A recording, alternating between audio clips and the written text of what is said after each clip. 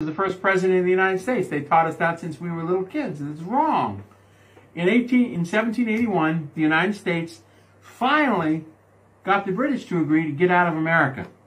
So as the armies are marching on the Continental Congress saying, you owe us a year's worth of pay, and the Continental Congress is running from the halls of Congress, out pops a guy named John Hanson, who happens to be mixed Oriental, black, and white. Kind of had the skin color of President Obama. So he pops out in 1781 and says, hold on, George Washington.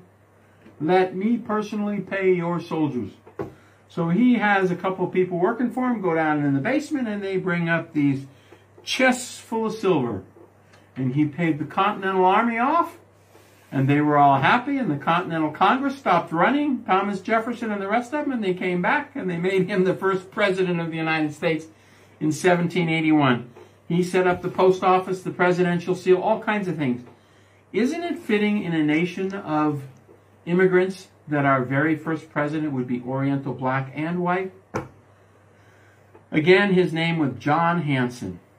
So when you go to high school or elementary school and they tell you, the first president was George Washington, you raise your hand and say, no, it wasn't. It was a man who was black and Oriental and white named John Hanson. He was a Moor. He was a Moroccan.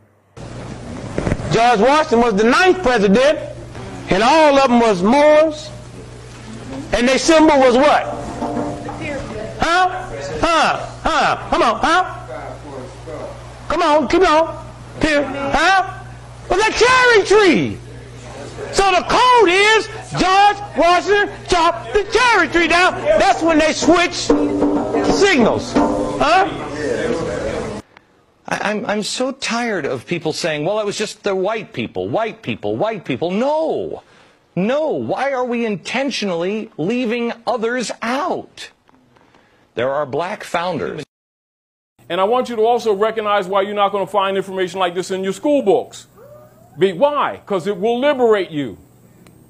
Because it puts everything back into context. And it starts to show you who's who. See this December the 1st, 1789? He's been in office about 7 months. He was appointed. He was not elected. He was appointed April the 30th of that same year. Keep in mind, this is the same year, 1789, when the Sundry Free Moors Act was before the House of Representatives. Pay attention, motherfucker.